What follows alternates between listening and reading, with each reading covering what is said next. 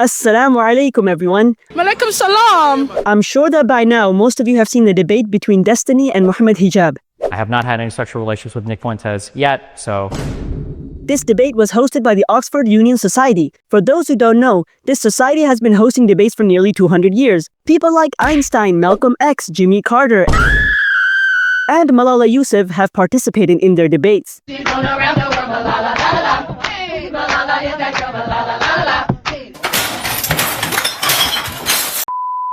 So I'm actually really curious as to how this unqualified college dropout who plays video games for a living gets to debate at Oxford. What is this, Oxford?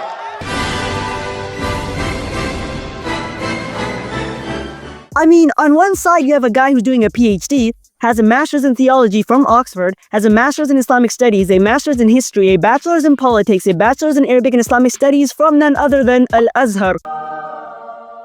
He's authored 6 books and is a co-founder of an academic institution known as Sapiens Institute, which you guys should check out, by the way. Meanwhile, on the other side, you have a college dropout. So, yeah, I don't know how this is gonna be fair, but you know what? Let's be a little optimistic. Let's give Destiny the benefit of the doubt. Maybe he studied Islam. Maybe he found a huge flaw in it. Maybe he's onto something and we just don't get it. Maybe his public defense of pedophilia or his own pedo tendencies are just a misunderstanding. Like, if you're being real, like a 21-year-old, 22-year-old, like there are some 15, 16-year-old chicks that like look pretty f***ing hot. Like I can't help that. Like let's say there's a person that's like 30 years old and tries to like randomly like 14-year-olds and 15-year-olds. That wouldn't be, I don't think that would be considered grooming. What? Bro, what are you talking about, man? Maybe his long history of sharing private videos of others without consent has an explanation. Maybe his views undermining GRAPE and the genocide against the Palestinians and his lack of empathy towards it could all be explained in this debate. I'm pro-genocide. Like it sounds really shitty, but like I think that Israel should just draw up its fucking borders about where it is now, and basically Palestinians can go live in another place. That's really shitty, but like that's about where I'm at. So let's not waste any time and get straight to it. So the first part of the debate is called Islam versus Atheism. Muhammad Hijab goes up first to give his opening statement. He talks about the proof of God's existence, why monotheism is the correct theological belief, the purpose of life, the proof of prophethood. Is Prophet Muhammad ﷺ a true prophet or not? Now, this is obviously the approach you would want to take because the debate is called Islam versus Atheism. Which position is true, Islamic monotheism or atheism's rejection of God? I say this because you have to remember that atheism is not an empty vessel. It's making an active claim that there is no creator. Reality can be explained without a necessary existence. So it makes sense that the Muslim will first give a rational explanation for the existence of God, then they will argue why Islam is the truth. Now it's time for Destiny's opening statement. Remember, this debate is about Islam versus atheism. So I'm expecting that Destiny will argue why atheism is true, why reality can be understood without a creator. I'm also assuming he will respond to the rational arguments for God's existence. These are probably some of the topics he will talk about, right? He doesn't even mention atheism. All he basically does is just assert his opinion. So let's look at his claims one by one and respond in kind.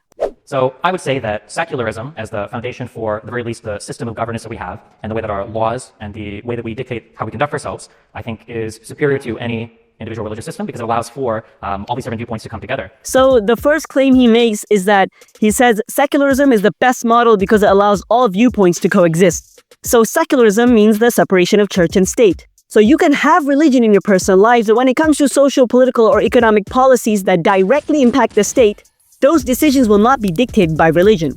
So that's secularism in a nutshell, and the mistake Destiny makes is that he assumes secularism leads to a functional government where all viewpoints coexist. This is obviously not true. We have many examples in recent history where a government is secular yet intolerant of different views. We have the Soviet Union. During 1936 to 1938, this period was known as the Great Purge, where the USSR executed Christian, Jewish, Muslims, and even Buddhist leaders. This secular regime suppressed people's individual freedom in the most violent way possible. China under Mao Zedong. So many teachers and intellectuals who differed in their beliefs were purged. Religious and cultural sites were destroyed. What about the Ba'athist regime in Iraq and Syria? Ba'athism was a secular party built on Arab nationalism. We saw exactly what happened to those who disagreed with Saddam and Bashar al-Assad. No.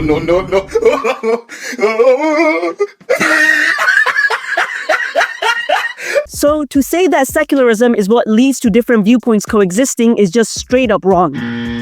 What I think Destiny was trying to say was that a secular government that adopts liberalism as its main philosophy is what leads to a functional government where all viewpoints coexist. What I don't understand is that he's supposed to be defending atheism, but for some reason is arguing for secularism. And when he's saying the word secular, he means liberalism. He's literally mixing up atheism, secularism, and liberalism as one idea, when in reality they are three different things.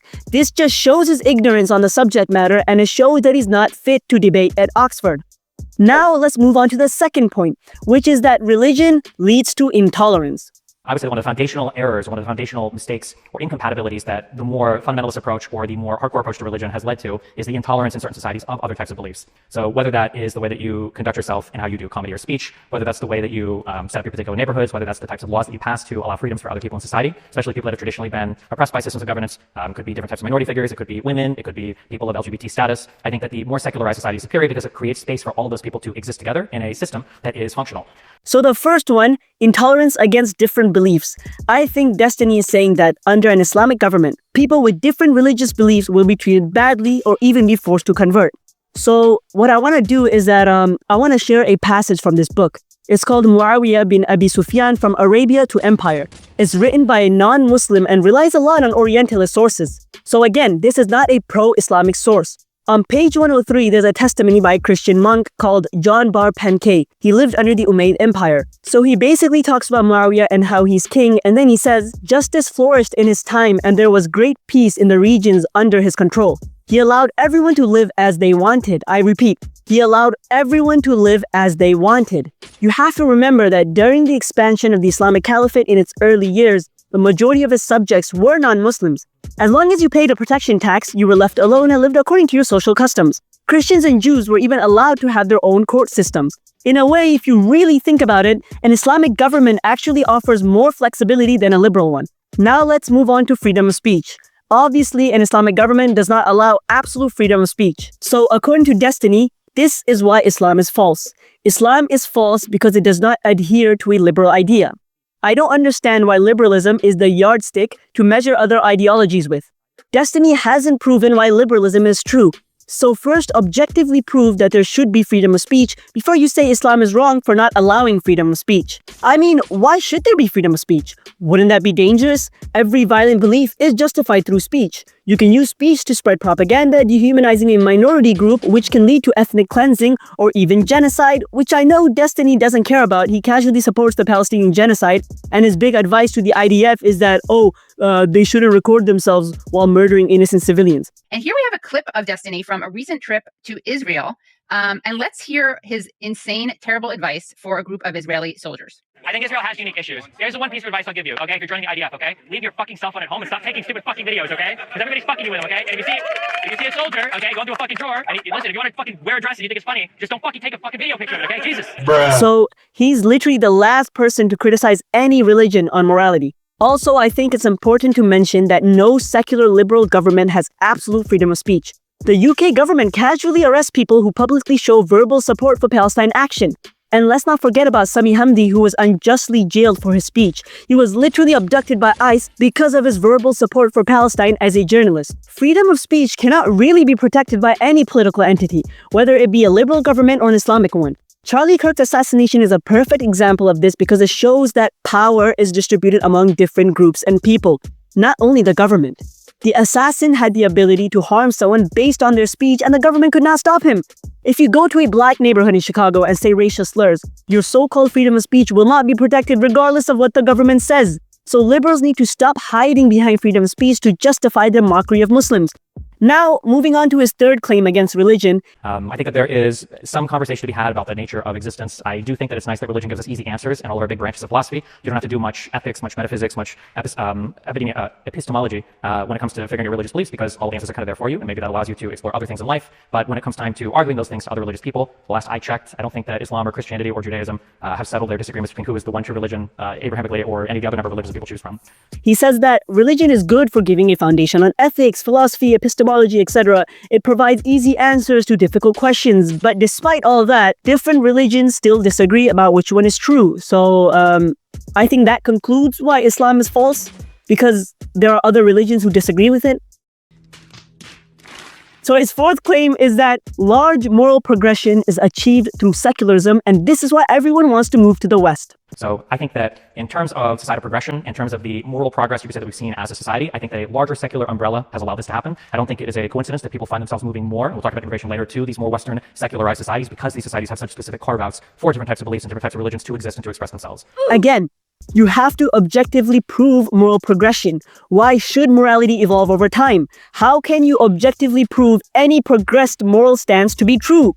How much should it progress? What if it progresses to a point where pedophilia and incest are acceptable? Which I know Destiny would want. Apparently, men that are given access to child pornography have a higher chance of not actually committing pedophilia actions in real life, and I would argue that that would be a moral good, that if you can prevent people from acting on those urges, that's something that should be explored. What about child pornography? That's kind of a different thing. There's like moral versus pragmatic sides of that. I've seen a little bit of evidence on the pragmatic side, and it seems like an okay thing. I probably shouldn't say that. He also says that this moral progression that liberal governments allow is why people are moving to the West.